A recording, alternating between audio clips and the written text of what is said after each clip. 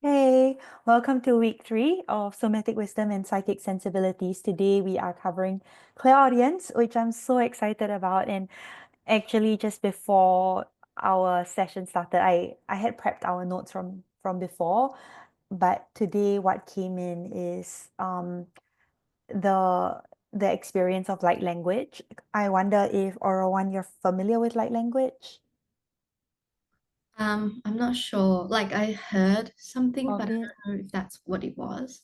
Yeah, okay. I'm So, told that's what it is. I don't know. okay, what did you hear about it? It just sounded like elfish language. Yes, it Like, can. It can. yeah, It can. it just sounded like Lord of the Rings. Like, Yes. Yeah. Yeah. Yeah. I have a friend who really studied that, like the Elven language from Lord of the Rings, and her goal is to speak Elven. And it can sound like that. And I know that this isn't a light language class, but I was just thinking, how can I teach clairaudience without bringing that in. So I'm going to introduce that aspect into our workshop today, and we'll get a moment to just maybe even like to experience it, definitely, but maybe even to practice it.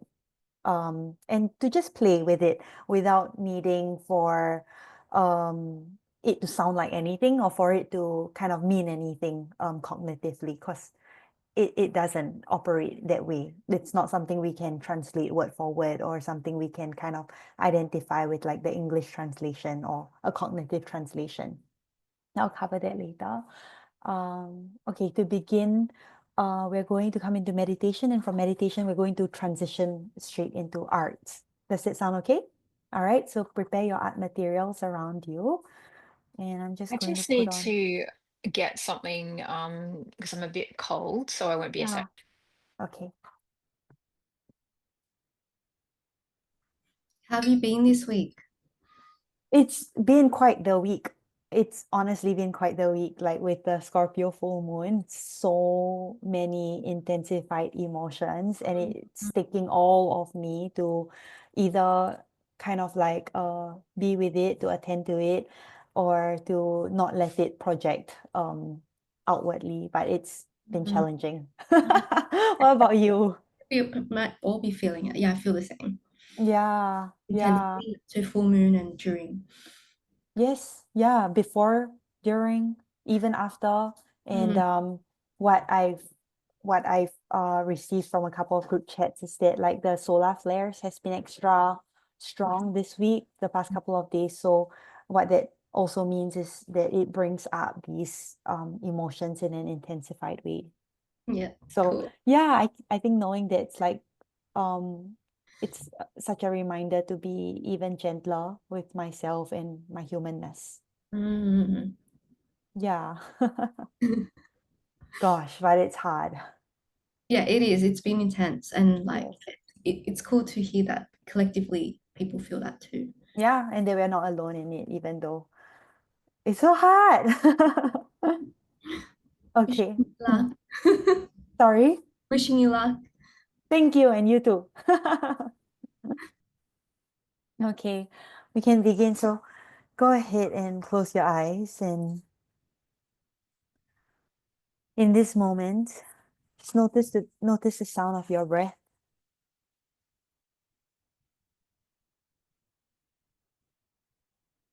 Begin to develop a relationship, one that's ongoing, but begin to bring attention to this relationship with your breath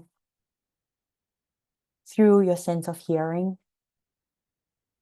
So last week we might have done this, but we communicated through feeling. Today, just bringing attention to the quality of the sound of your breath.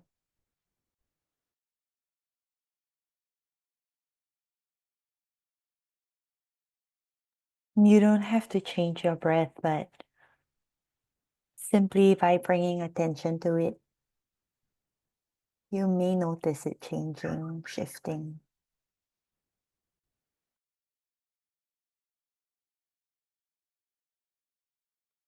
without any expectation. Maybe allow yourself to receive this inquiry of what might my breath be communicating with me through what I'm sensing, hearing.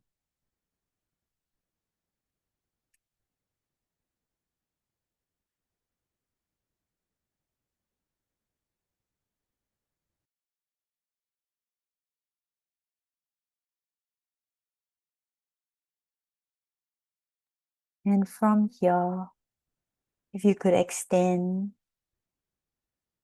your perception of what you can hear to the sounds in your space, in your room,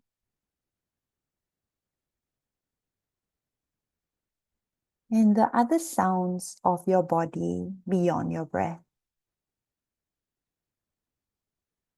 Maybe fluids moving, digestion, saliva, and the sounds in your room.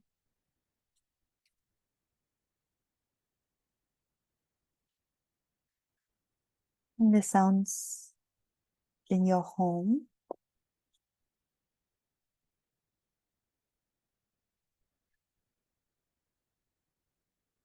And also the sounds in our shared space, our virtual room that we are in together.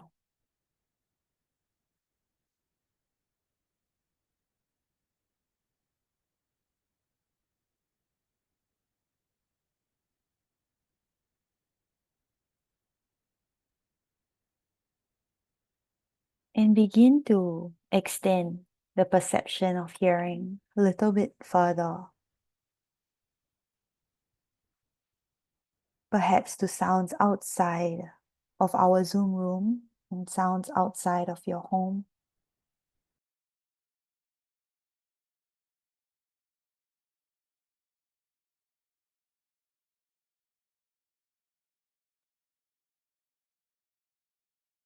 Maybe to the sounds in your neighborhood.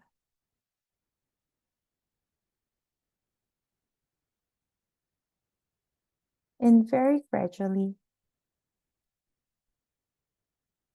the furthest sound that's available to you. Maybe you might have to use your imagination to assist.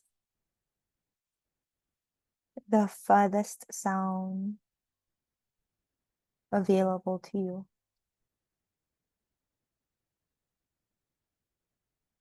Feel your body maybe softening to allow for you to receive, to sense, and to perceive this sound so far away.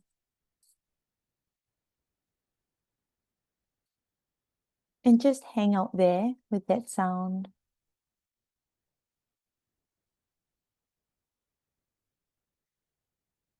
Maybe using your imagination to explore it, explore its quality,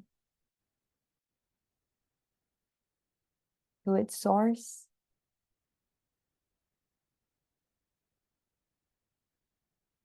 Resting in it, this very subtle frequency.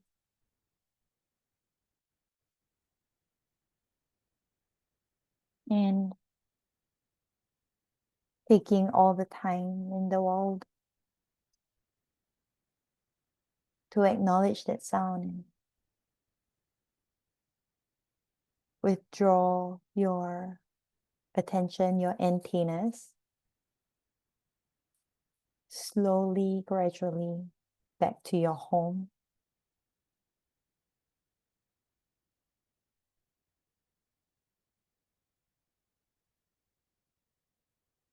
Give me a sec.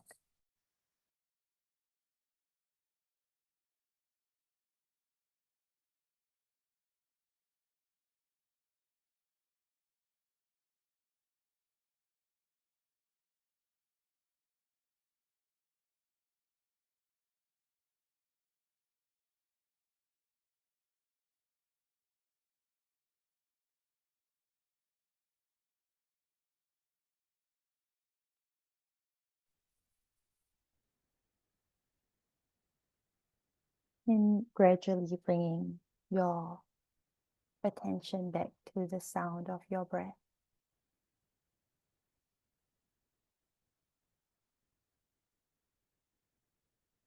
And from your breath, allow for yourself to take a ride into your body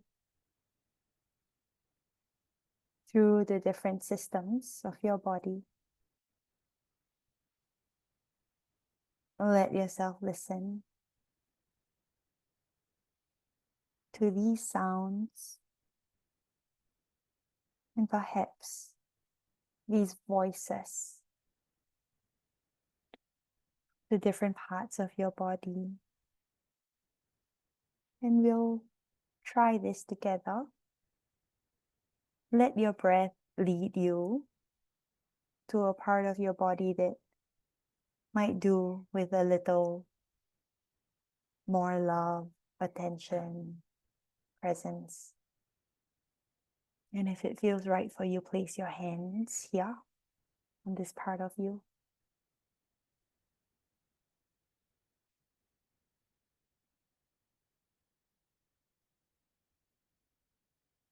And as you hang out here in this area of you that's desiring your attention, your presence,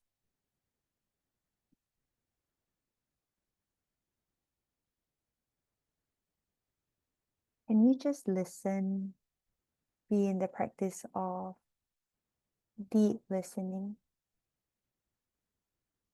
to the voice of this part of you? What might they have to say to you?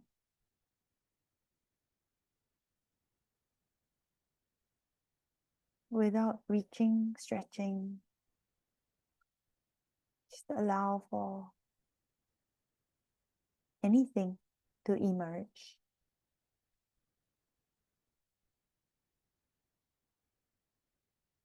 Feeling, emotion, words, thought, sensation. Notice here the state, the qualities of this part of you.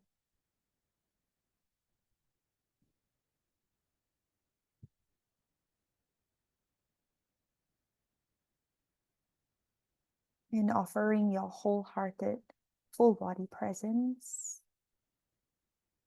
to this area of your body. Offering your breath, your life force here. Bathing this area of you with your attention, your presence, your compassion, your love. And taking a slow breath in, slow breath out. And all that you have sensed, all that you are sensing within this part of you, if you could just allow for that to be translated into art, into color, texture, onto paper. Take the next 5 minutes to just be with this part of you and to bring it into expression. Taking your time.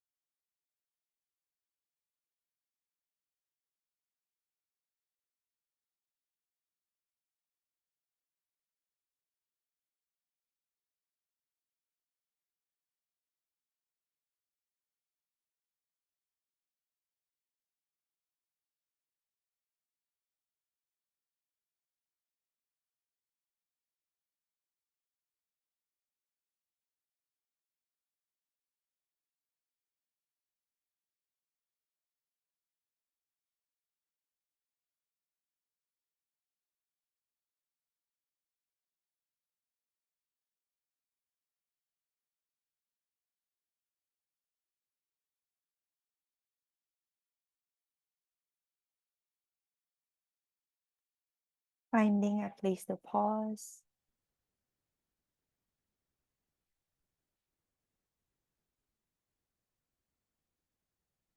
Let me know when you're ready.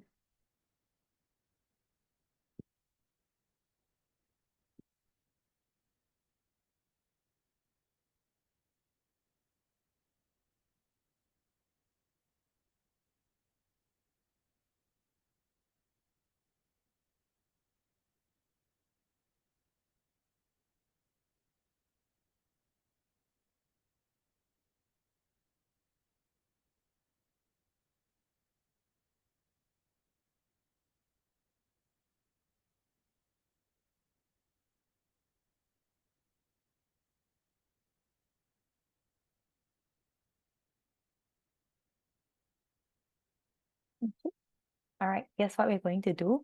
So both Kara and Orawan, you're going to offer to each other your image, and we're going to first put into practice what we learned last week, which is clairsentience, the feeling in your body. So we're going to reflect, and all of this is from I statements. I feel this, or this is coming up in my body. And then you're going to begin to open that to hearing, to the perception of hearing. So when you're met with the image, after you have shared what it is that you feel in your body, just invite yourself to listen for words, for messages, for anything, names, or the most random things maybe that might emerge, and just feed that into the alchemical pots. Okay. And then after that, the person who created the art is going to share maybe what resonated and what was present within them when they were holding that part of the body. All right. Okay. Who wants to go first? I can share. Okay, so I don't know if if it might be helpful if you just put it in front. But I don't know if like the blur might make that fade. Mhm. Okay. And then Kara, when you're ready, just let yourself reflect from clairsentience and then to clairaudience. Would you be able to pin Yeah, Arawa? let me do that. Thanks. Yeah.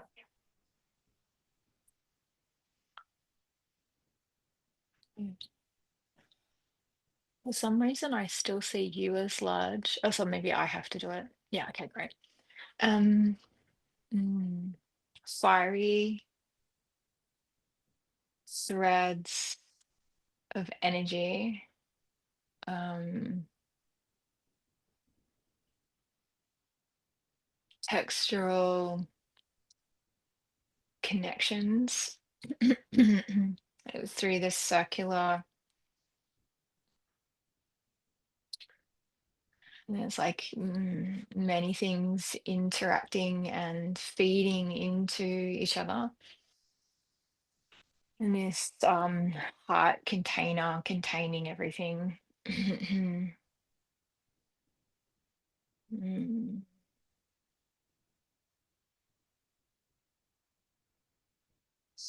Something about the textural aspect of it feels really like it's resilient and vibrant, um, and really enriched.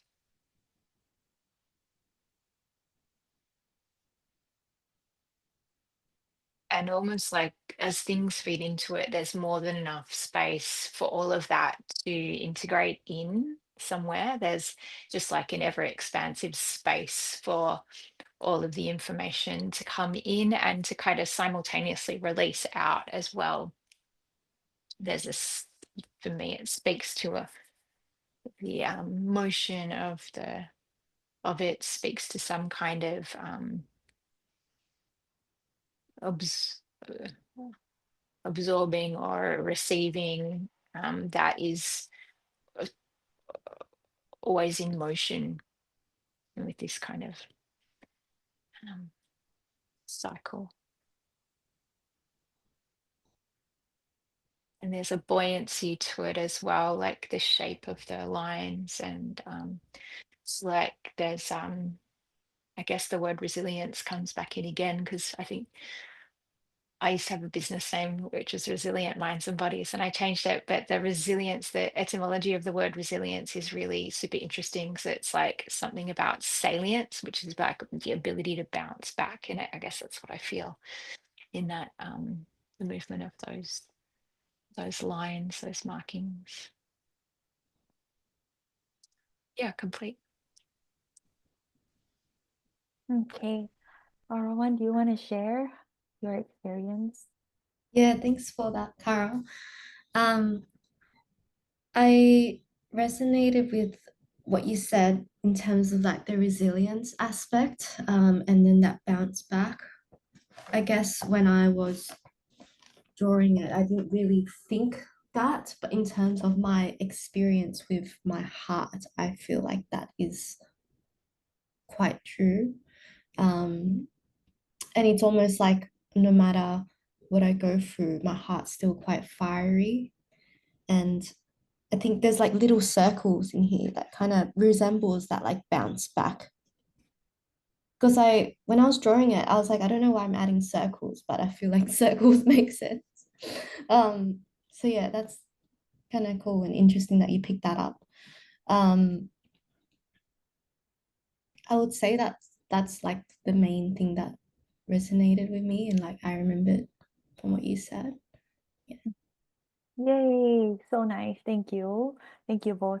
And now shall we switch, and same thing around one for you to connect first with your body, let the image speak to your body and share what comes up in your body, and then to share what words or anything that you are hearing. Okay?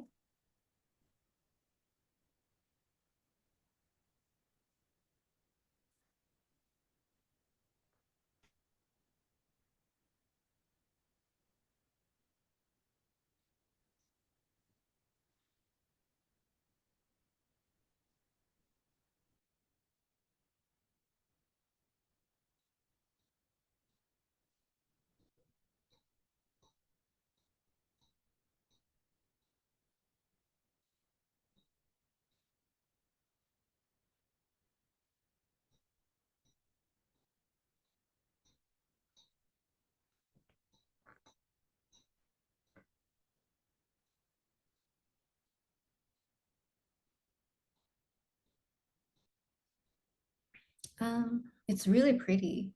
That's my first impression of it. Thought it's interesting with the color green. I don't know. I just feel like with the color green, the feeling that I got from it was it's like an expansive sort of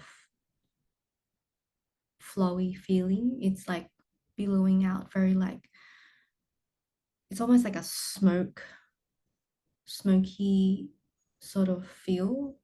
And it's even though it's not moving, I feel the movement of it rising upwards,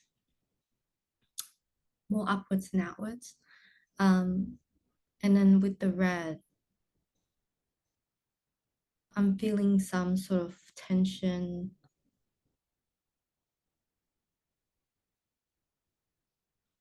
some sort of tension. I don't know how to explain it. It's kind of like there's sort of some stagnancy that's being released from the red. And then as the green kind of comes up, it gets released. Because with the brown, I'm feeling like there was stagnancy or some sort of movement that wasn't allowed. And then maybe a release with the red, and then it comes upwards from the green.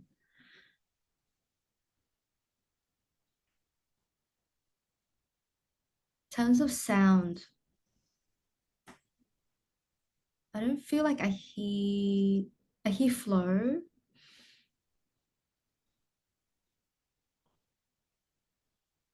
I hear feel. I don't know why I feel that, but I hear feel.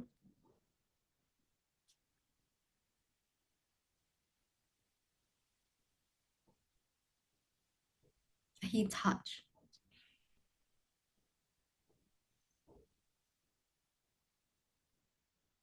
Yeah, that's kind of what I got from that. So nice. Thank you, Rowan. Cara, do you want to share? Yeah, thank you. That was yeah, really nice. Like what I drew was kind of what I was feeling in my body, right? And so I took put my hands on my head because that was where activity was. It was kind of calling to me, but I guess for some reason, even though that movement, that activity felt something like some level of kind of tension, it still spoke to me of this kind of light, like the yellow came in, so that was the feeling through there. And then the green was like my experience of this is kind of like a pretty good example of how I experience my inner life, that image. Like, as in, it's kind of like that kind of, like the misty like colors, let's say, or not even misty, but that's the best I can do. So I guess what really spoke to me in what you said was the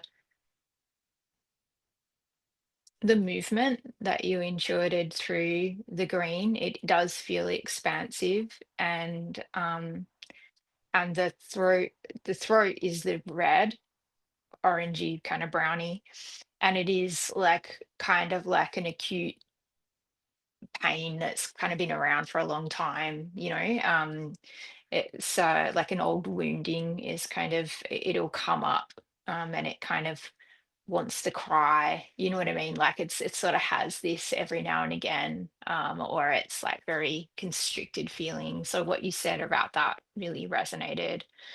Um, yeah, and the words that you heard, like I feel like that, like it was my feeling. It does kind of speak to how I'm being touched. And you said something about flow because none of it is um stagnant. It is all always moving, and yet there is, particularly in that throat space, like kind of a very old memory and a very old wounding. um but for sure this green and yellow allows there to be movement and flow. So yeah, what you said really felt accurate to what is in there. Thank you. Yay. Thank you both. That was so good. That was such a great practice. We're going to come into the theory now, and I'm going to share my screen. And as always, anytime you have a question, just ask. Okay? Oh, okay. Can see? Yeah.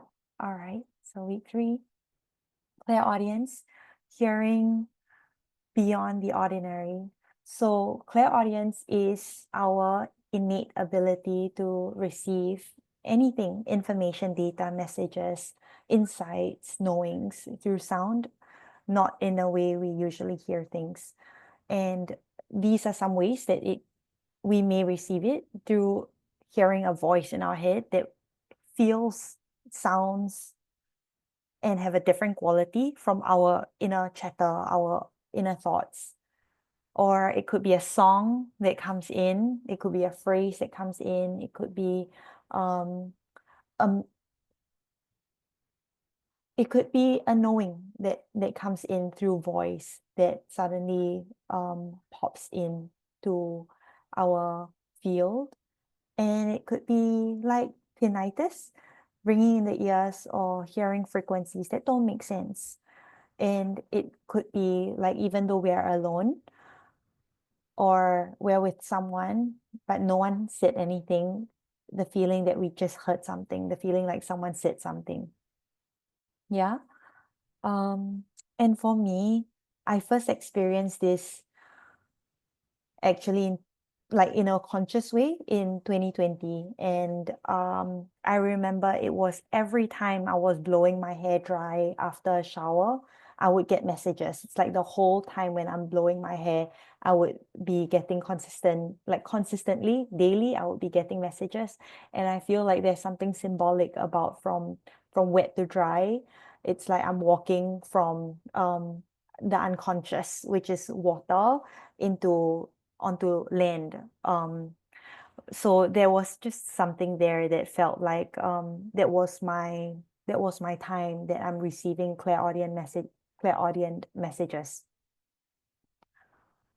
And I wanted to relate the relationship between clairaudience and clairsentience, which we touched on last week, because they are definitely very much interconnected.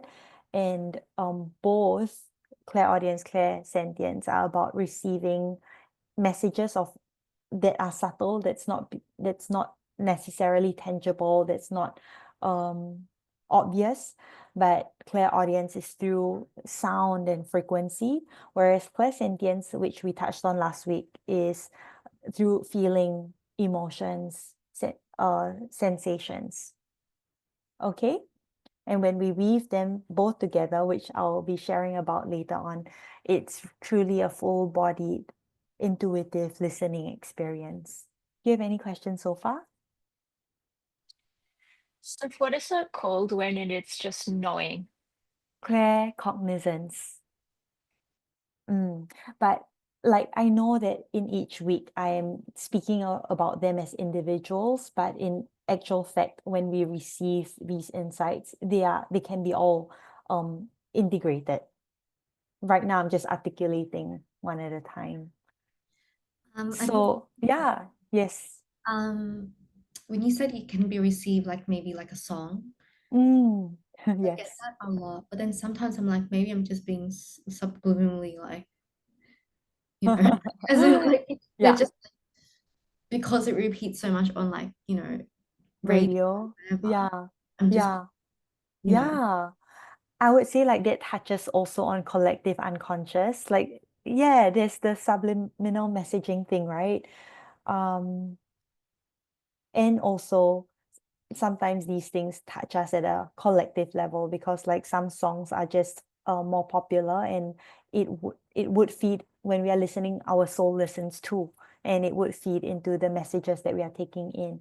And I would say also, like when the song comes in like an earworm, sometimes when it happens to me, or a song randomly plays on my Spotify shuffle and it or on the radio, and it takes my attention more than others, I would Google the lyrics of the song, and and sometimes it would be just a line in there that really speaks so deeply to my core, to my soul, and that's when I know, like, oh, that's a clairaudient message for me through song. Yeah. And sometimes I would say it's also what people say to us that really hits in a very deep way, and touches us deeply. That's also like it's almost like spirit talking to us through our friend or through someone else. Yeah. Okay. So where do these sounds come from? Um, I like this so much. Clairaudience is truly like tuning into different radio stations, and these messages, it could come from source, from our higher self, from the loving, ever knowing, all knowing, deeper, wise part of us offering us guidance. It could come from ourselves from a different time. So it could come from our future self, because if all time exists now, we have already been through what we are about to go through. And that's when we can receive guidance from what feels like our future self from a different time. But it's happening now. It's just different dimension. Um, which is what I personally relate to the most. Just the variety of dimensions that are happening at the same time, and receiving guidance from that. Clairaudience can also come from spirit guides, animal guides, ancestors, any supportive energies, beings that are supporting us, helping us along our path. So especially if we have a relationship with our ancestors, I often encourage for clients to ask them for support, ask them for guidance. And the other thing is, if we work with spirit guides, if we work with deities, if we work with spirit animals, it's also tuning into their frequencies and asking them for support, asking them for guidance. And sometimes we do receive messages in an audible way. Clairaudience can also come from the energy around us. I feel like for most of us, this might be the most obvious, because especially for if we are sensitive, if we identify as being sensitive, we know ourselves to be sensitive, it's so natural. It's really like second nature for us to pick up on other people's emotions and other people's thoughts, what's going on for other people, the people around us, the people closest to us. And we can sometimes hear that, through, whether it's through hearing their inner voice or feeling their emotions, hearing what might be going on for them. And the last one, our own subconscious. So from a depth psychological approach, this is when inner wisdom rises from within us, our ancient wisdom, our bodily wisdom.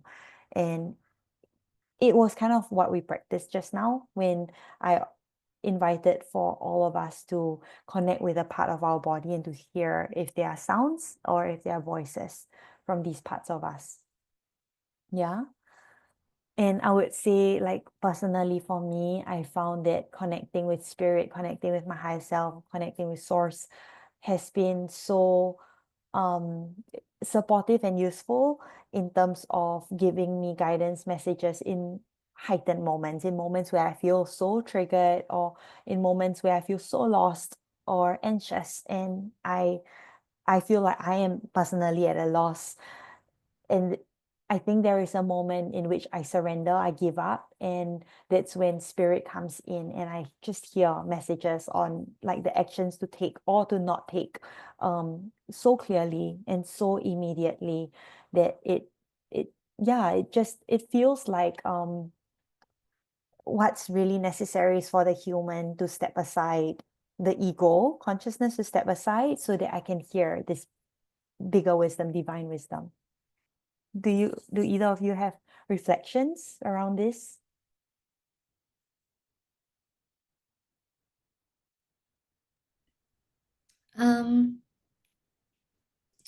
I do, like, those moments where you feel like it's, life just really gets you down and you're just like, I Yeah, really need to get out of this, and you feel yeah, really like your body is really reacting.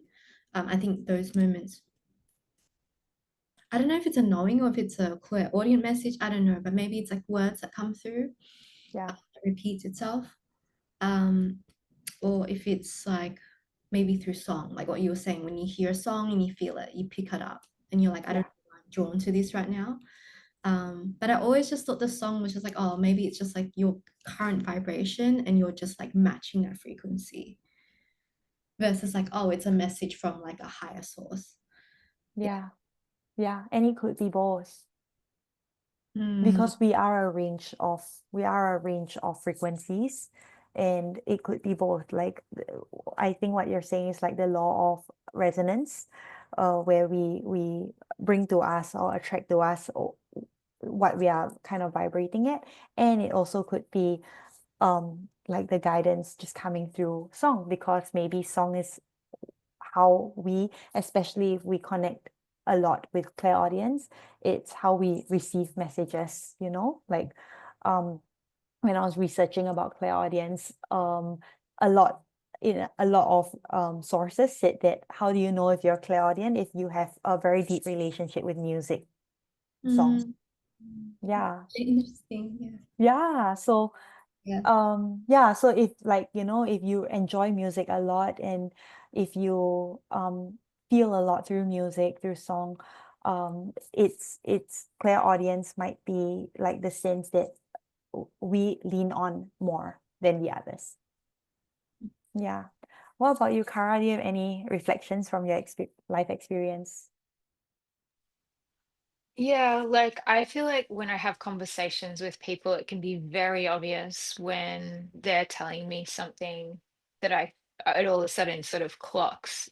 This is from source. This is, they're downloading something that those moments can be very clear to me.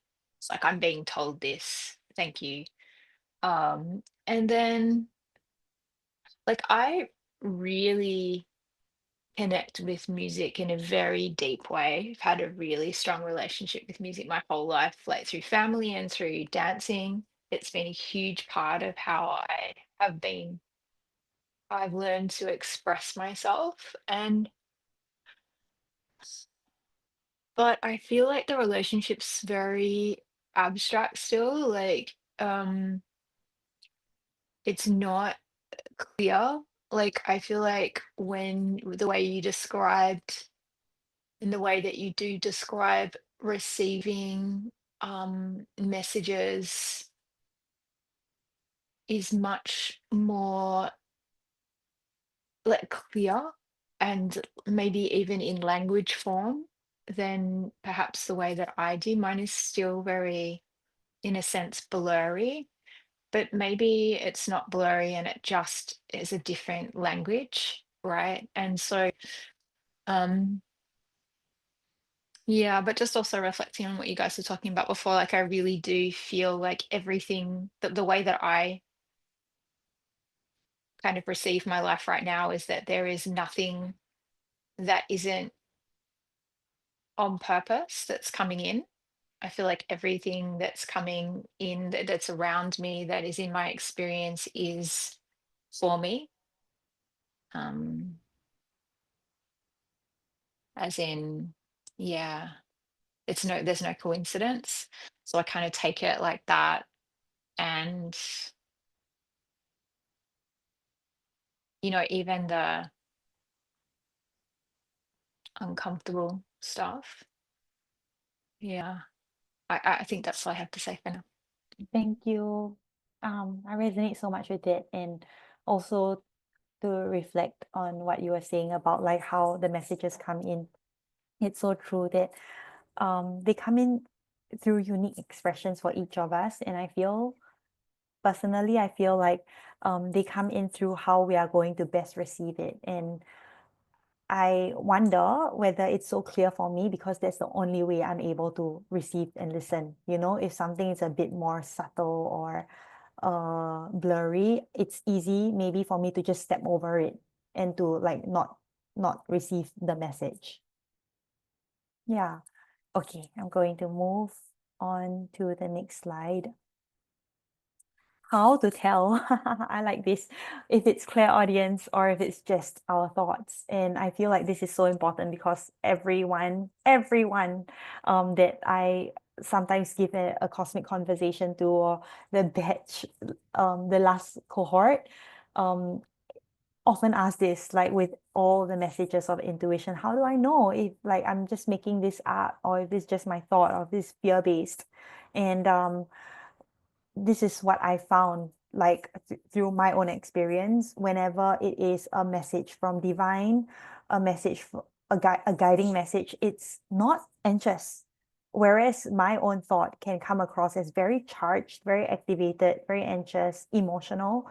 And the message comes in as neutral, and I feel like maybe I might have shared this last week when we covered clairsentience, like the knowing comes in, or the feeling comes in as quite neutral as opposed to charge activated, and makes you want to like run or to be defensive.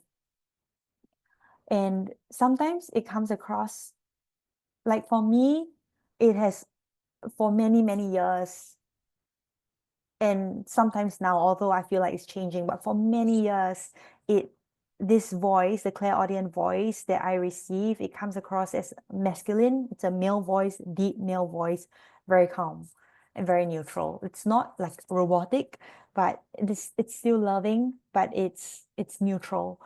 And definitely, it's so clear that it's not my own thought. It's not my inner chatter. And whenever I do receive it, it does hit as truth. So it comes with a sense of knowing resonance, that it's truth, it's something I need to hear. And when it comes in, it could feel surprising, it could feel insightful, it could feel profound, it could feel supportive. Do either of you have experiences like this?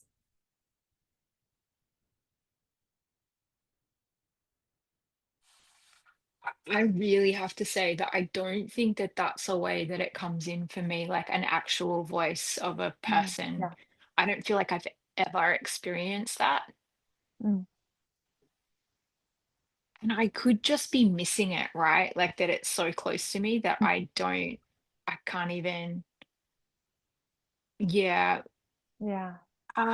Yeah, and maybe I feel like it's me rather than somebody else because I'm just thinking about when I journal, like sometimes like something is coming through. There are words coming through when I journal. Yeah. So I guess it's about kind of actually me having a little bit more of a nuanced observation about the way which yeah, like it's funny because I feel like I have thought about it quite a lot, but now that I think about it, maybe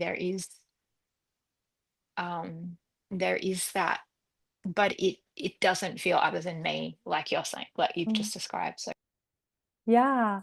And I was also just reflecting as you were sharing. I wonder if it might be possible that it comes in as like a grounded masculine voice, because since I was young, I always thought of God as male. And I imagine that's maybe like the tone of God's voice. And that's how I receive my messages, like from source, but it's quoted or it's expressed in how I feel God would sound like, maybe for this exact reason, so that I would listen, so that I would pay attention. Yeah. and But I would just yeah. say on that as well, sorry to interrupt, but just that I feel like if it was anyone other than me, I probably wouldn't listen to it for Yeah. me, right? Yeah. So like I think like what you said, it is kind of whatever feels safe or right for us personally. Yeah. And that's like why I often feel like whenever I offer psychic readings, or when anyone's offering psychic readings, the images, and these are images too, the messages, the words are also images. So the images that come through to us, it's going to come through in a way that we as the vessel, as the channeler, are able to receive, comprehend, accept, and then to deliver, because what's the point of a whole bunch of images coming in if we as the vessel, we are not able to, we don't speak that language. Yeah. So and that's why, like, for some of us, it's song, it's music, because that's what we relate so closely with. And then these divine guidance coming through random songs just playing on the radio. Yeah. And of course, there's that fine line that Aura One brought up about, like, is this subliminal messaging or divine guidance? And I would say it feels different in the body. Yeah. Do you have any reflections, Aura One? I think I'm similar to Kara, where I don't really hear like a very definitive voice Mm, or sound message that yeah. comes in. I mean, if I did, that'd be so cool. I'd be like, wow, this is so like direct. Yeah, you never know. Maybe your cat might start talking to you. I mean, that would be amazing. Like I'm Yeah, waiting for that moment. yeah. When So, you like, Steph, I just yeah, want to ask, so when you hear a message, you actually hear like a clear voice talking back, like yeah. having another conversation almost. Yes, I don't talk back to it. Sometimes I do, but like usually it's instructions, it's guidance to take action. And um uh like for example, in 2020, this is when I first acknowledged it. But another form, or another like sign of clairaudience, is if we often talk out loud to ourselves. And I've done that my whole life. It's why my parents decided to give me a sibling, because they were worried because I was talking so much to myself. But so it's incredible, because like that has existed since I was a little girl. um but I would say also, when we are young, having imaginary friends, like having that conversation. And that's why it's so blurred, the line between imagination and intuition. And I love to blend blend the two because they're not really that much difference at all, even though our cognitive mind might separate them. But I guess to answer your question, it like I was sharing that in 2020 I was going through a huge inner conflict with regards to whether I should leave my job. And very often I know like the aligned thing to do is to leave, but the human wants to hold on to what feels like a steady security of income, of purpose. And every day at that time, I think because I really was past my deadline to leave. Every day when I was blowing my hair, I kept getting um clear instructions on to leave, on why I should leave, and also on next steps. So, and actually like the name of my brand, Soma Psyche Alchemy, it came in as a clairaudient uh insight too. Like I was just randomly taking the bus and then the name just came in. I heard it, and the next week I created everything, and this was the next step, that I needed to take so that I can feel safe to quit, Mm. which eventually I did. So I was like really guided one step at a time on like the actions to take. And I didn't have the whole picture. Every day I just kept getting, whether it's the same message or a different message. And it's also so interesting. So like Kara and I have a ritual of pulling oracle cards. And sometimes I get so frustrated because like a deck has 44 cards, but I keep pulling the same card. And like I want a different card. So sometimes I stubbornly just look at the cards and choose a card. But a lot of the times when I'm really connecting in with source and asking for a divine message, the same card comes out like week after week, even months. And that's when I know like this is a message that I need to really pay attention to, maybe read between the lines to see what is it that I actually haven't acknowledged, accepted, or taken action. That spirit is like nudging, nudging, nudging by giving the same message. So it comes in that way through my Claire audience as well. Like sometimes it's the same message, the same words, um, and through different ways as well.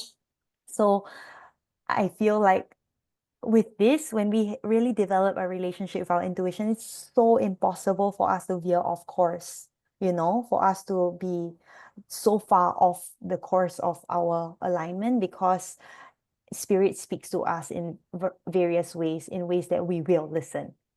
Mm. I think Yeah. when you said you'll come in the way you feel like you will receive it the most, I think for me it's through music right Mm. now. Yeah. Yay. Like when I most listen to, where I'm like, oh yeah, that's kind of true. That's what I'm feeling right now. I Uh, love that. I love that for you. but it's usually like just maybe like a word that repeats. Yeah. Is that a message or is that just me? Like, Yeah. I get confused. Yeah. So like that's where Sentences if where they actually talk to me, or like, is it just a word that keeps repeating? That's where I don't know the difference. Yeah, that's where it's I guess like that introspection comes in, of like when the word comes in, does it feel like higher guidance? Does it feel activated? Or is the energy of the word coming in? It's not even about the word, but like the energy of the message delivery. Does it feel neutral, or does it feel like a bit anxious? And that's Mm. how we can kind of discern. Sometimes it's both. Sometimes it depends on our state. And I would say like I'll cover this later also, but like it's so important for us to be receptive and open anyway, because otherwise the words that come in, or we could confuse it with like, us going down our downward spiral of uh, thoughts that won't serve us, and then we think that, oh, that's guidance, but it has a very different energetic charge, emotional charge to it. Well, I have one question. I heard about psychic attacks. Mm. How would you know it's like a wrong message being given to, like, yeah. Wrong message. Well, I guess like it's very obvious because it like that in itself would be so charged. Mm, There's nothing calm, nothing neutral, nothing loving and spacious about it. okay. it's very activated, and that's when it's clear on what it is. And I think like that's why it's also so important for us, like as humans, and even more as people who are interested in offering this as a service, to really know ourselves so strongly, because when we know ourselves, it's so easy to tell when an energy, an entity comes in that is not us. Okay. Yeah. So like I would say like the most important thing is to continuously to be on this journey of self-knowing, self-awareness. Yeah. Okay. Yeah. Okay. Really good questions. Thank you. Clairaudience and somatics. Our body plays such a crucial, important role in how we hear and perceive these subtle frequencies. So I get this so much, like receiving clairaudience through ringing in my ears, like the tinnitus. And when I eventually asked my spiritual teachers, and also through my own personal experience as I look back, it the ringing is also like kind of a recalibration to a different frequency. It's kind of like I'm getting used to a new radio station. This radio station is completely new. I've not heard it before, or I've not received from it before. And the ringing might be like an adjustment to being able to receive the new frequencies, the new vibrations. So it's easy for this to then become disembodied, right? Like for me to disregard this, but I feel like what's important is to then ground it back through other ways I know how, through my body, to integrate what's going on. And that's where the art often comes in for me, or movement, or vocalizing, singing, meditation, being in nature, because it supports me personally to integrate um these shifts or these clairaudient um uh side effects without being pulled out of my body. Does that make sense? Yeah. I feel like there was something I wanted to share with this. I think it's like sometimes when I get messages that don't make sense, it's impossible. It's really impossible for me to be cognitive about it. And that's where it's so helpful for me to translate the messages into a way that I can, like, into a different form of expression. So whether it's movement, or whether it's creating a painting or an art piece to kind of like express that message. And sometimes when I do that, I get a clear message. So, it's like translating it a few times through different unconscious expressions, in order to eventually maybe receive something that might feel supportive or helpful. But this is not often. For me, this is like sometimes when like the message that comes in is just so unclear. Yeah. Any questions with this? It's a bit abstract. No. Okay. I do. Yeah. I do get ear ringing a lot, Yes. but I Me too. just thought it's because maybe I have a Tinnitus. yeah. I was Yeah. just Yeah. Yeah. Yeah. So maybe just notice that now, like when you get ear ringing, just pay attention to what you are hearing after, after the ear ringing. Just notice if maybe what's happening is you adjusting to new frequencies, to expanding what it is that we can kind of perceive, receive. okay. Yeah. Okay. Embodied listening. So it's really important, and this is something that I consistently have to remind myself to put into practice, to listen not just through like again like a dissociated or disembodied way, but to listen with our whole body. And I find that somatic work is so useful for this, because I literally place my hands, it's like our meditation is, I really place my hands on the different parts of my body, and I ask for a message. I ask for an insight. I ask to be shown something.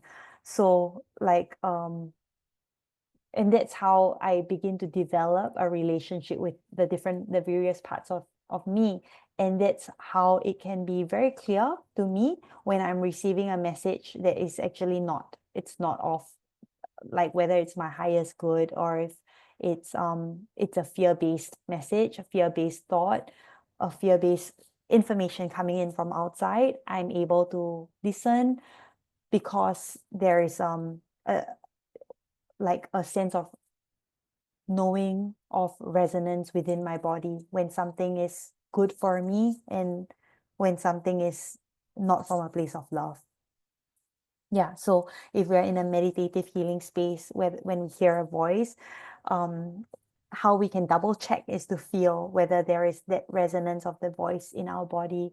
Um, and yeah, like it could be like a warmth that spreads, it could be a sensation and or a contraction.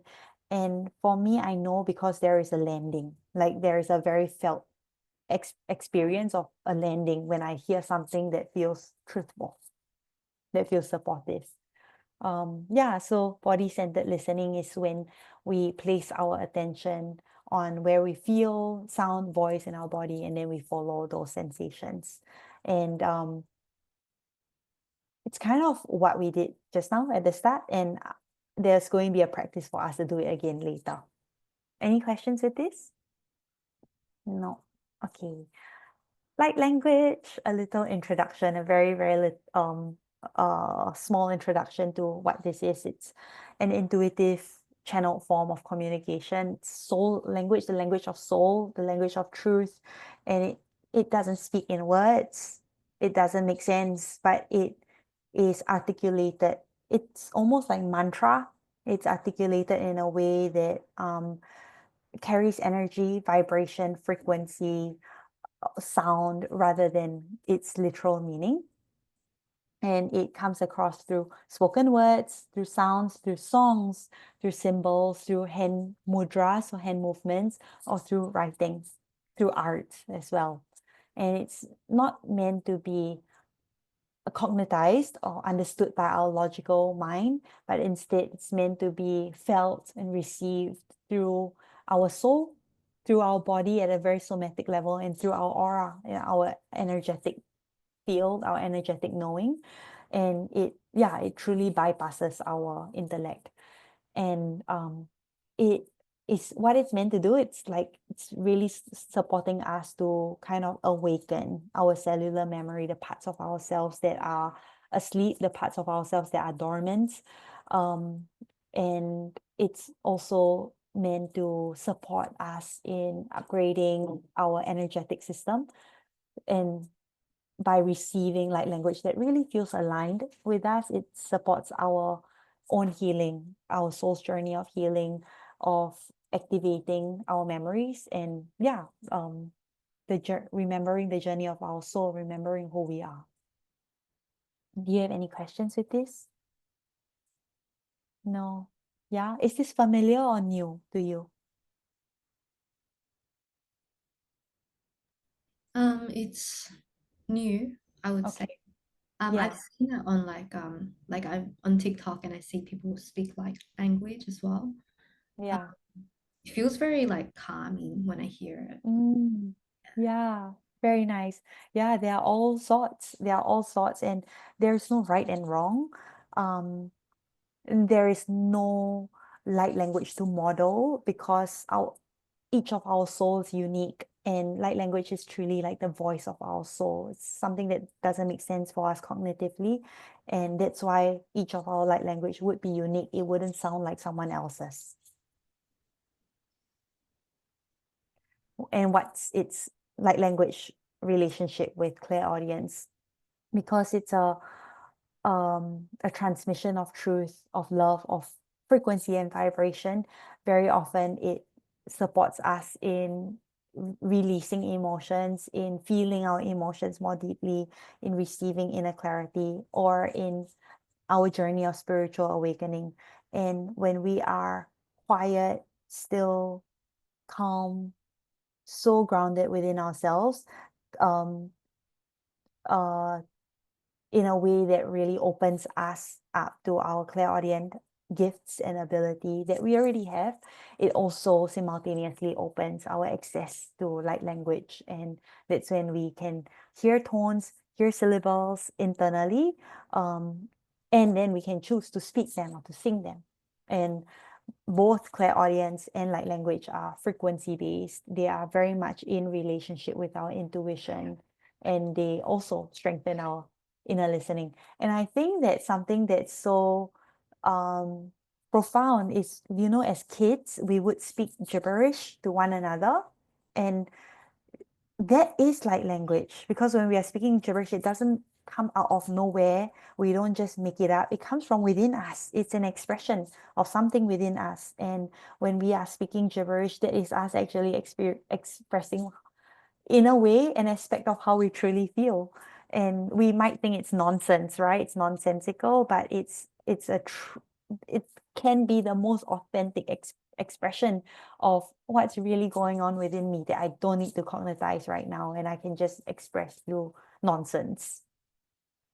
But it's not, because all sound is frequency, and thus any sound that comes through us in a way that's so honest, so real, so truthful is the expression of our soul. It is our soul's voice. Any questions or reflections here? Did you both engage with speaking gibberish, or like making up your own language with friends or with animals when you were younger? Yeah. The time, yeah, like all the time. Yeah, with your cat or with Just humans? myself or like Oh. yeah. Yeah. I love that. I love that so much. Yeah. Yeah. That was really cool confirmation to hear because I felt like I was like being an idiot, like speaking gibberish all the time, Are but you not? I really needed that release. Yes. Yes. And sometimes when I see clients in somatic therapy, and I know that where they are at, it's at a place where they can't actually express this is how I'm feeling, or what it is that I'm feeling, and I see them being frustrated because they don't know how to say how they're feeling. So it feels almost impossible for them to share their inner world with me. That's when I invite for them to speak gibberish. I like sometimes I invite for them to mute themselves, and I invite for them to tone or to belt or to just like speak a whole bunch of gibberish. Um, if they're feeling self-conscious, and if they're not, I receive it, and I actually like have an idea of what's going on in their inner world. And sometimes I'm able to reflect back to them, and they're like, oh yeah, that's the words for it that I didn't have. Mm. So yeah, that's where it's so beautiful to be able to speak in another language that's not, reduced to the English language. And we can trust it through sounds, through different ways of expression. We are still sharing the authentic reflection of our inner world to the world around us. Mm.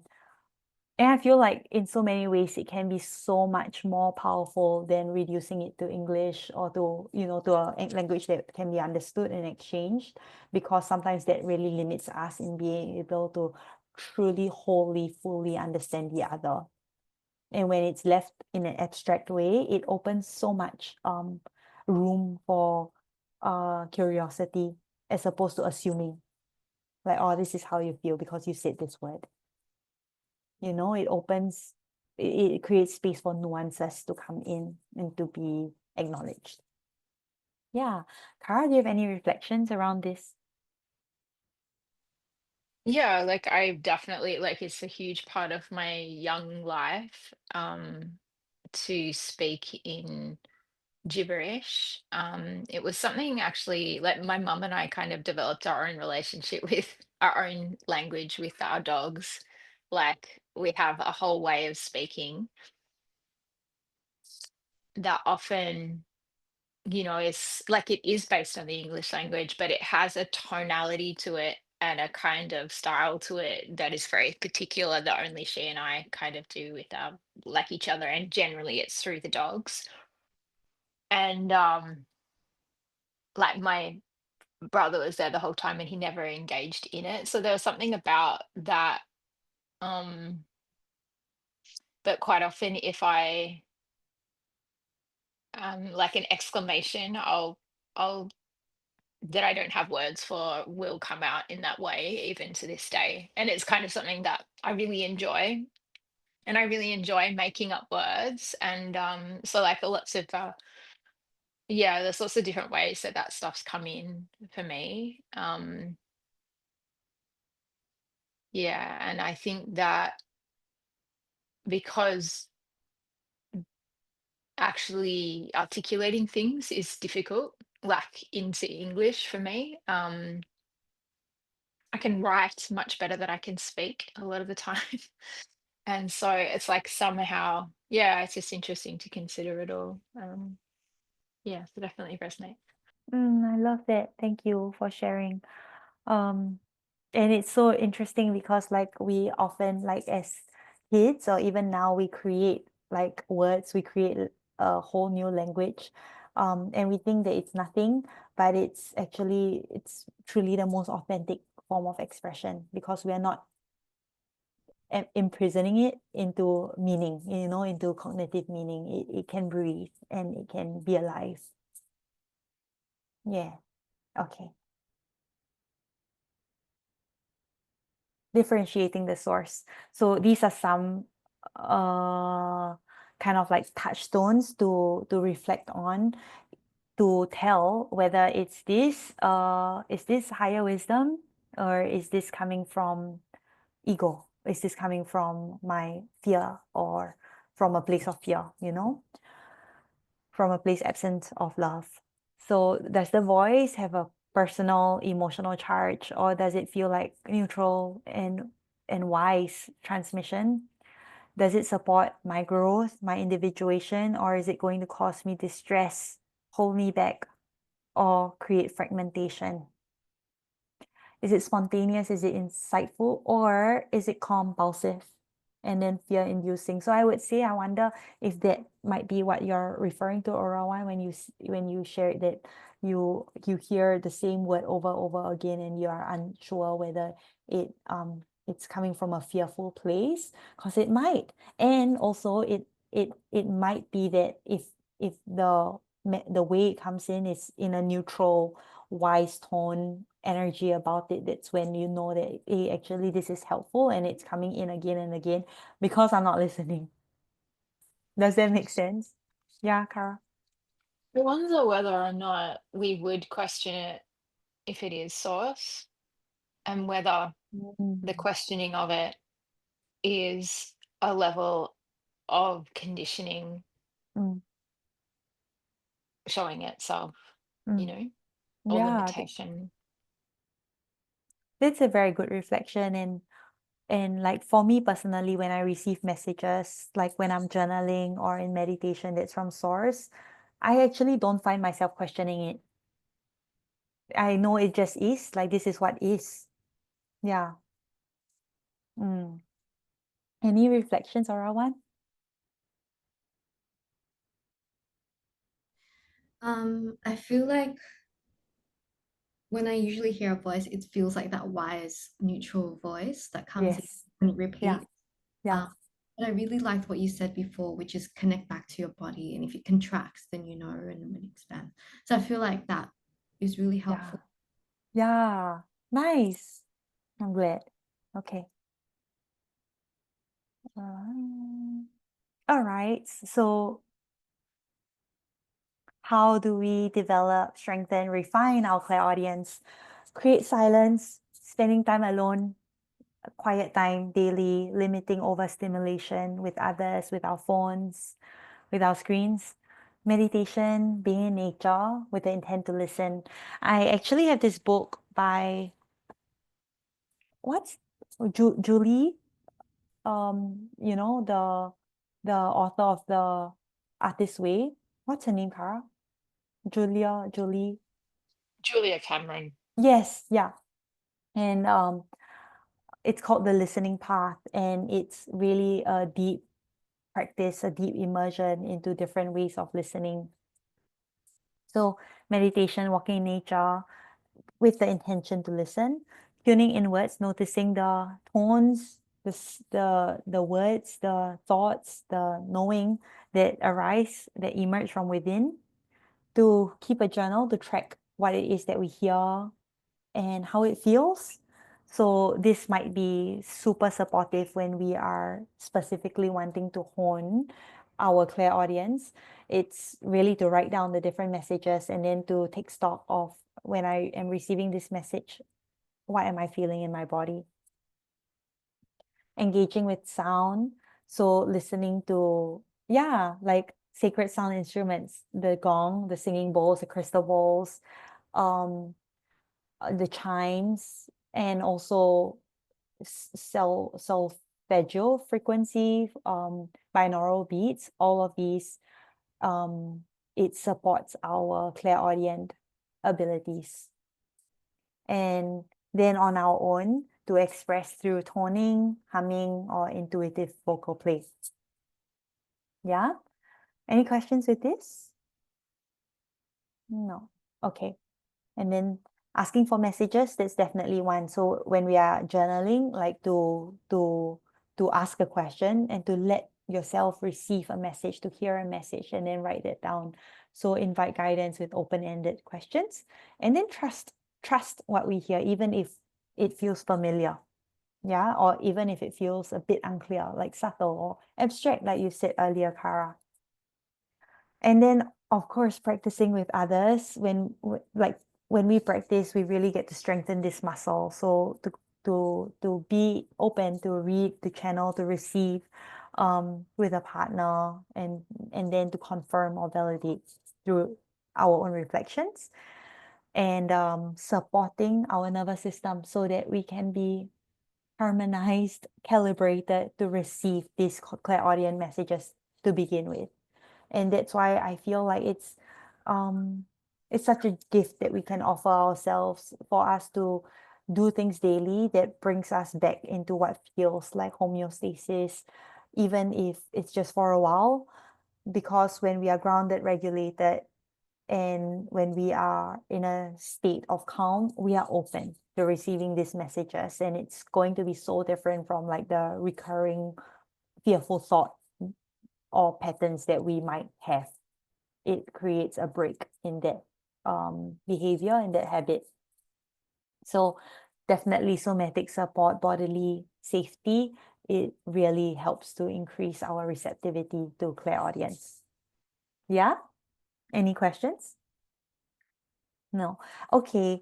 We're going to come into practice, but before that, I wonder if either of you could just take a moment to journal, to reflect on maybe what stood out for you, what felt true for you, what felt insightful for you, and also take this time to kind of write out open-ended questions about yourself, questions about your life, questions about your journey that you might have.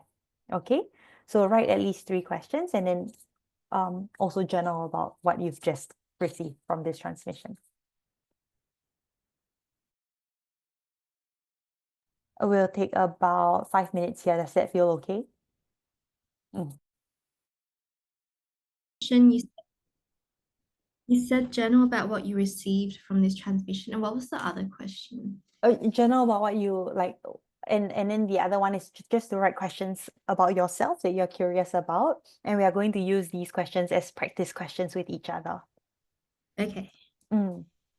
So it may be like, oh, what food does my body need right now, for example?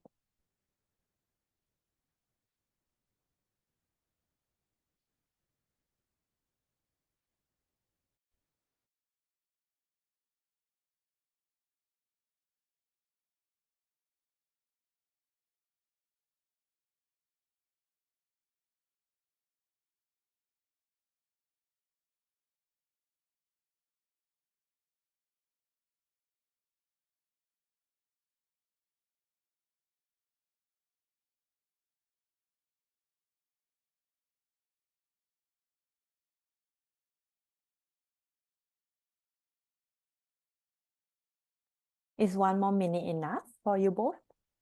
Okay.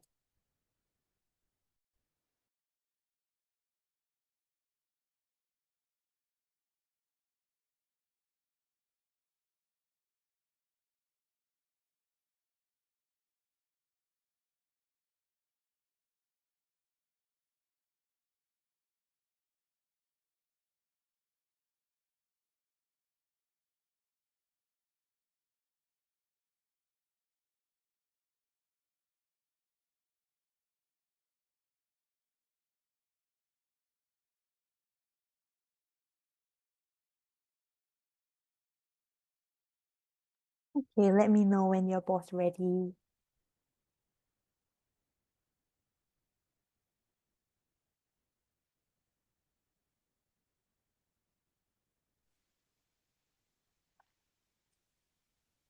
I like your new background.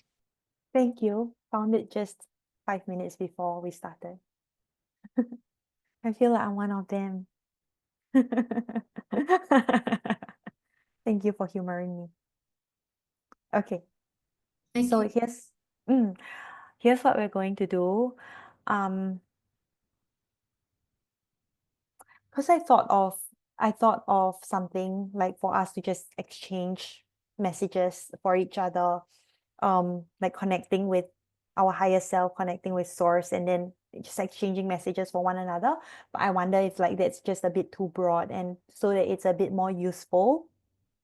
um, that's why I asked to prep the questions so that you could offer these questions as kind of like, instead of looking at the whole, maybe we can just start by looking at this small like part of the pie. Um, but before we go into that, I wonder if like you're both able to share what was it about listening to Claire audience that maybe kind of like landed within you or kind of affirmed or confirmed something within you, or any curiosities you might want to share.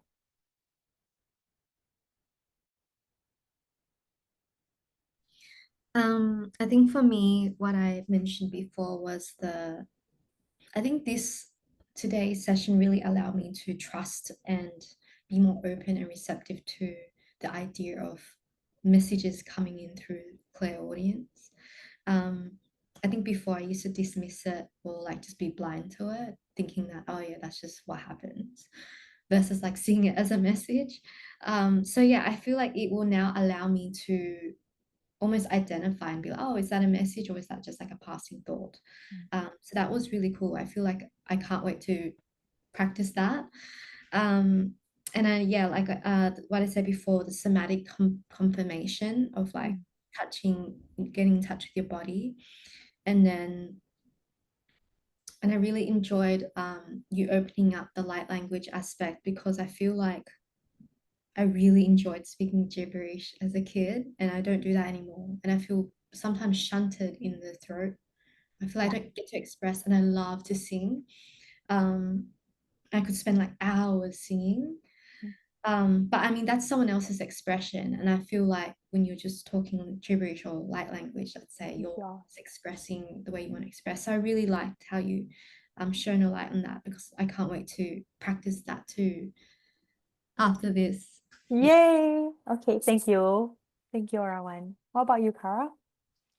Yeah, I really relate to what Aaron was saying about the voice and gibberish, and also just being more open to clairaudience, because I don't think I really understood what it was, and like how many, like what I wrote down was like how many different kinds of modes that it has. And this concept that I think is new for me today is that how they all really kind of are feeding into the whole, which I guess you could call intuition just in general. But I don't think I've really clocked mine properly before, because I guess I just thought, oh, it's through sound. I don't hear anything that seems like it's coming from another realm, right? Or something like that. But actually, I think it either gets through to my mouth pretty quick. But then I would have called that it's like cognizance, like you said, but I guess what I'm just is opening up is the kind of slipperiness of it, or the lines that between these ones. And but definitely, yeah. So anyway, that stuff.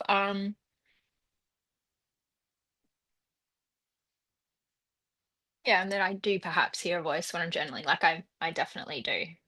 Mm, Uh yeah. And that gibberish is actually a clear um yeah, audience thing. Yeah, yeah, so light language. that's fine.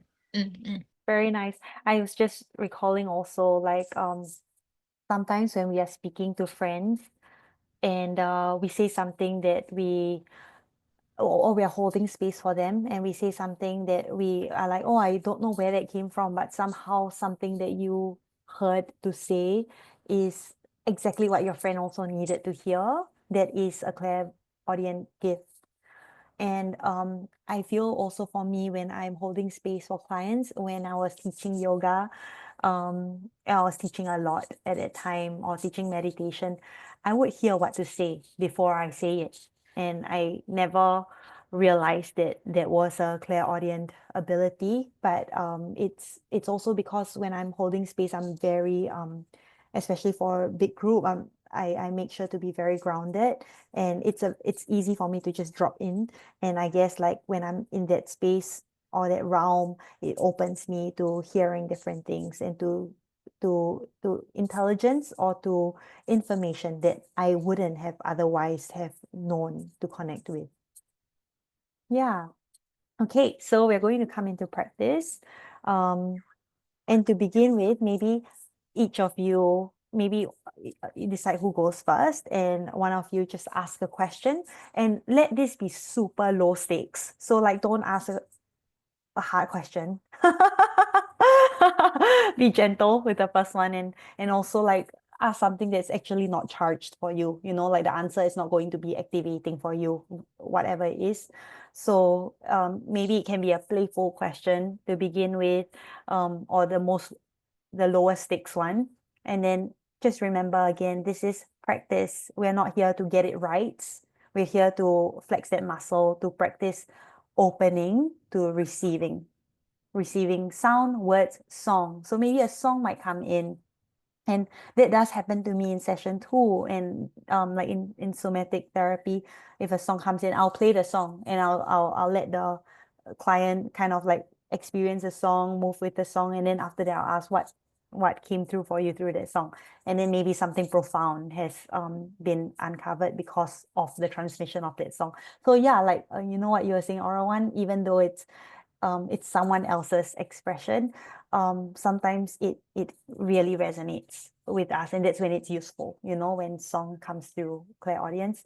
So yeah, let this be a practice round. So one of you ask a question, and then the other just hold space to allow for words, sounds. And sounds could be like sound of rain, sound of wind, sound of bird chirping, like it could be anything, just anything that you can hear or perceive through intuition/imagination. And when it comes through, just let it out so it's not clogged up, here, because we are scared to get it wrong. We might hold back from saying.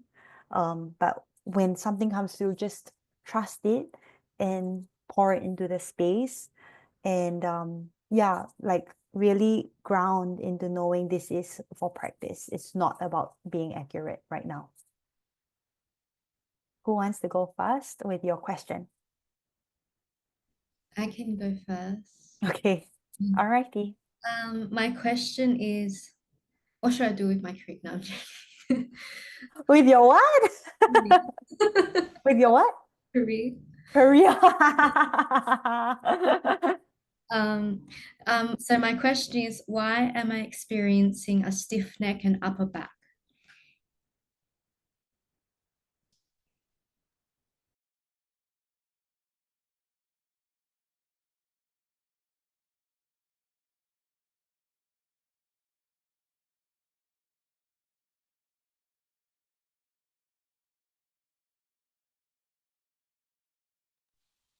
So what I'm seeing straight away is kind of like a little skull cap, um and on top of the head, and it was quite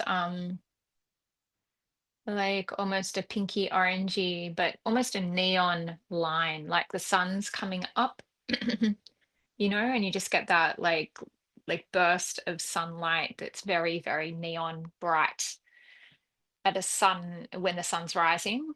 And but it's just at the top of the head. So there's a sense of very sort of pinkish, orangey, reddish energy at the top of the head. And then this light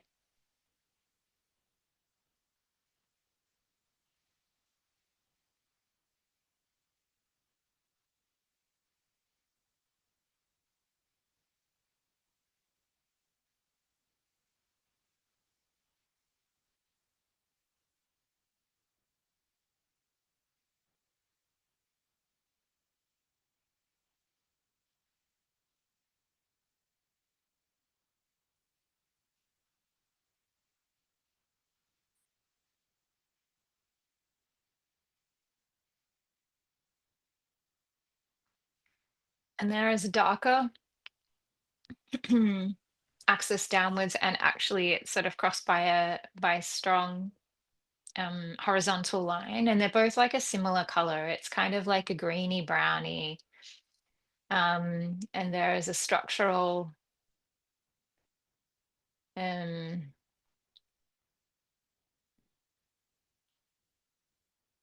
support line downwards, vertically and horizontally.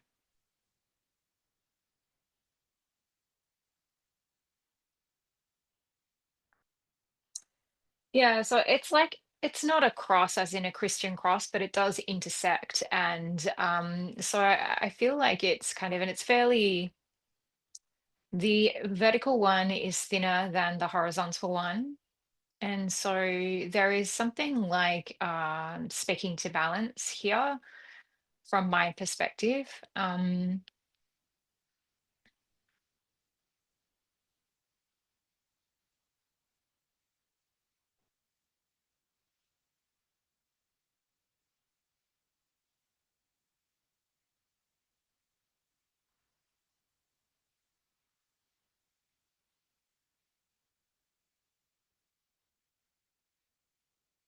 Can you repeat your question, Earl? Question is, why am I experiencing a stiff neck and upper back? Thank you.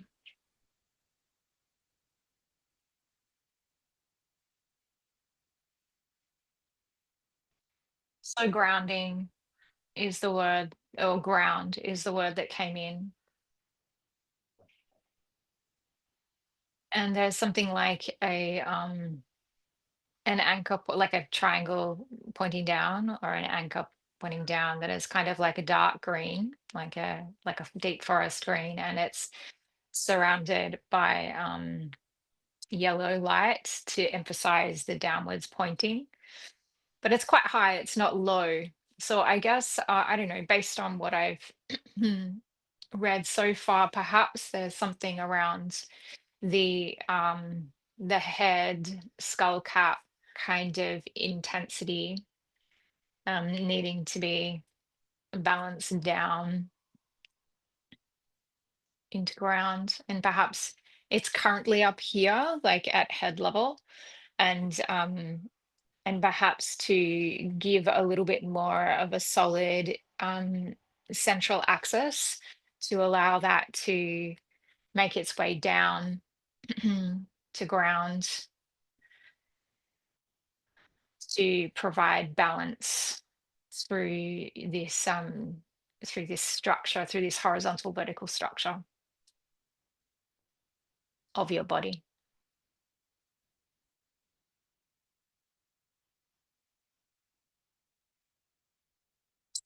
And then what comes in is like kind of a nice flowing, like indigo-y color. So it feels to me like it speaks to flow, and creativity is a word that's coming in. I'll leave that there. Thank you, Kara. Rowan, how was receiving that like for you? Thank you. It's quite on point. It's quite interesting. With the skull cap, you mentioned you felt like some sort of like orangey color here on the skull cap, and then from what I gathered from what you said, it was almost like this is influencing the balance, and if this is good, then the balance will sort itself out downwards. Um, and also you mentioned grounding, which I feel like is a message that I get quite a lot from tarot reading, like just general people telling me advice that like you need to ground yourself. You ground yourself. They say that to me all the time. So it's interesting that that message came up for you as well. But with the skull cap and the central axis and how it flows down, it's actually a thing that I've been working on, in a sense where I feel like the reason why I have the posture the way I have is my jaw and my skull. I feel like it's not I kind of like have an overbite, so which means like my jaw is not fully supporting my upper jaw, so that's causing some sort of like neck tension here, which causes my stiffness. So I feel like when you picked up on the skull cap and how like it starts with the head and it flows down, that really resonated. Yeah. So nice, thank you. Cara, would you like to pick a question for oral one to practice? Yeah. Um, so uh, I've been thinking about a particular workshop, and um there's some kind of blurry energy around it. Like I'm not selecting the I'm not moving into the specificity of it. And there's kind of like a forwards backwards motion with it. So I'm just interested if you can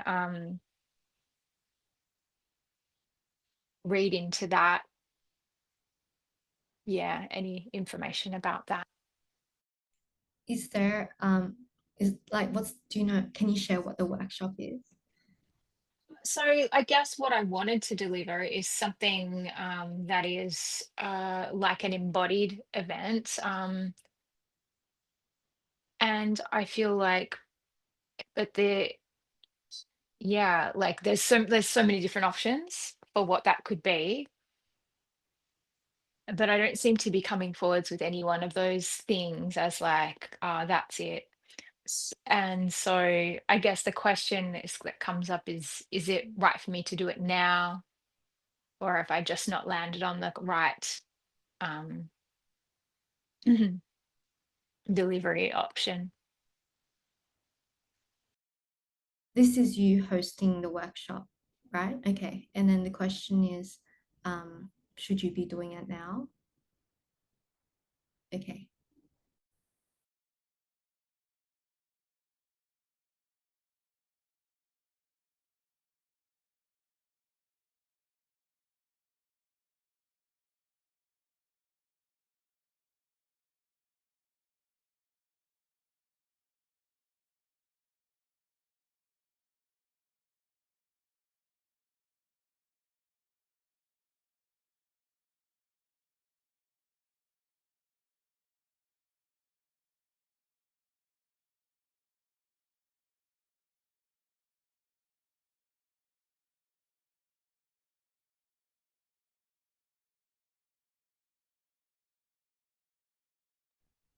So my initial feeling and reaction was the chest area.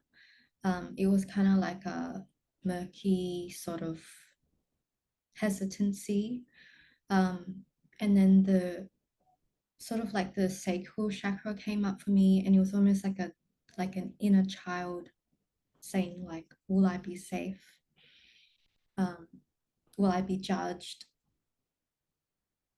Am I ready for this?"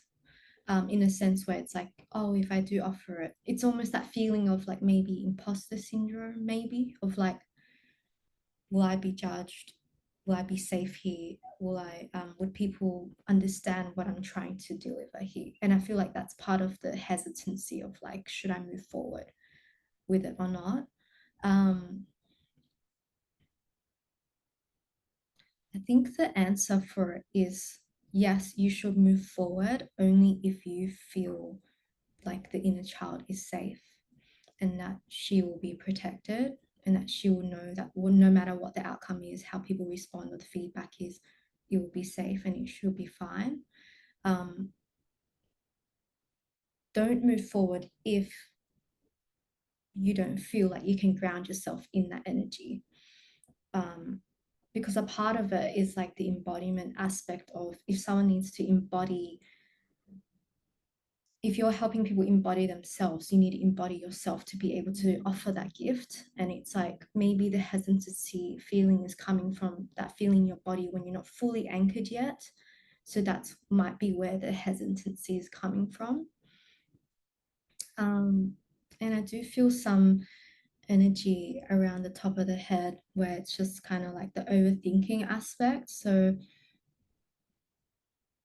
the message I'm feeling through is almost like stop using this and feel into your heart and your sacral space and be like, this is where I need to feel anchored. This is where I need to feel the yes or no message to go on with the workshop, as opposed to like using this to kind of give you the answer.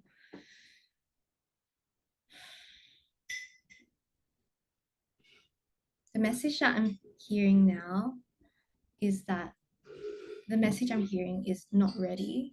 And I think it just requires a bit more sort of fine tuning around this whole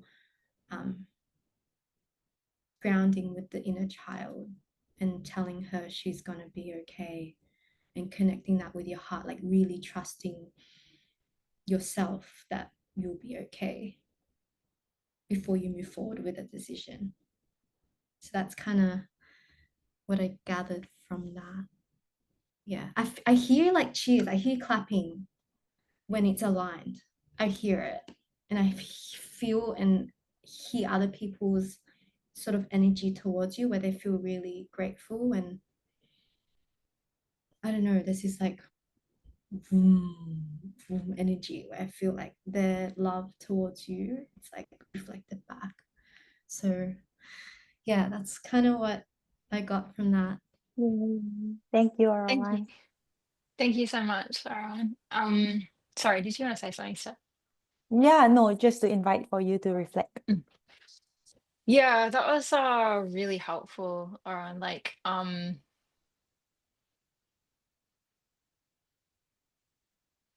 yeah, I feel like what it kind of brings up for me in reflection is that I think there's been like a very strong productivity drive for me in my life that means that I don't really consider my own safety before I do things a lot of the time, particularly professionally, which sounds a bit strange, but it's like I should just be able to do this. I don't kind of necessarily really honor the vulnerabilities in me and kind of just look at it like a theoretical thing. Well, I know the information, I know the, as opposed to, and I do strongly believe that we model best through our own living of anything, learning, knowledge, spirituality. So like it's a really great reflection for me, what you've said. Like Um, I think it's true. I am experiencing challenges in my lower back, in my sacrum. And so there is something there um, that isn't okay, like that is like kind of, yeah. And I think that it's true for me that like right now I'm right in the middle of a big transition and my professional direction isn't really clear in the way that it has been in the past. So I feel like that is what is kind of creating a blur. Um, and so I think it's helpful because I wouldn't have put an inner child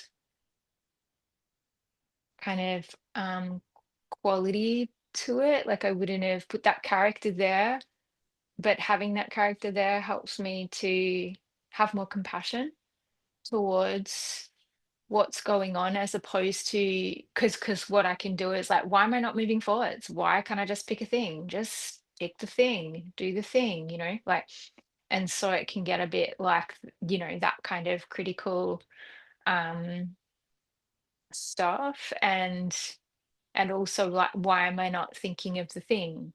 So that reflects what you were Mm. saying also about the thinking. Um, but there is a real reticence and it is like a coiled child, let's say, to just jump out into the space. And yeah, so it's really helpful. And yeah, like it's nice also to hear that, I can rest into the heart and the sacrum spaces and And then if I have perhaps the capacity to grow that safety or that, or to honor that vulnerability that, like I know before, definitely that from that kind of vulnerable space that people do respond in the way that you describe. Like it's a very, there is something kind of profound about the connection that we make with others when we are speaking from those spaces. So yeah, it's really very helpful. Thank you. Mm. I love that so much. Thank you both. Thank you so much. Um, for homework this week, I would like to invite for all of us to all of you to come up with 1 to 2 questions each for practice. So it could be anything like, what does my inner child need to feel nourished? Or um uh can you share with me what does my what is this chapter of my soul's journey looking like, feeling like, any advice, any words of wisdom that I need to know. So any question that feels useful for you, because I did think of questions, but I feel like it would be more profound if you guys came up with the questions, because then it would speak to what it is that you're really wanting to connect with within yourself, and then your partner would support, as like being that light of illumination as to what we might not be able to see or know or connect with within ourselves, because it's our shadow or our blind spot. So again, as best as you can, only if you feel like you really want to, as best as you can, allow for these to kind of be like lower stakes questions. And again, remember, this is practice, okay? And I don't know how possible it might be based on schedule, but if it is possible, if you're able to work with each person from the course. So I think that will be 3 different meetings. So it could be just keeping it to 1 to 2 questions per exchange. Okay, depending on the time that you both have. And I would say, like, asking the question, connecting with the transmission, offering the transmission, and then the reflection, that would take about like 20 minutes. So just bearing that in mind when you're considering time. Okay, any questions with regards to homework? No. And with regards to today's class? No. All right, thank you so much for being here and participating and learning together. I will see you both next Sunday. Thank you, Sarah. Yeah. That was great. Thank you. Thank you. Thank Bye. you. See ya. Bye. Bye.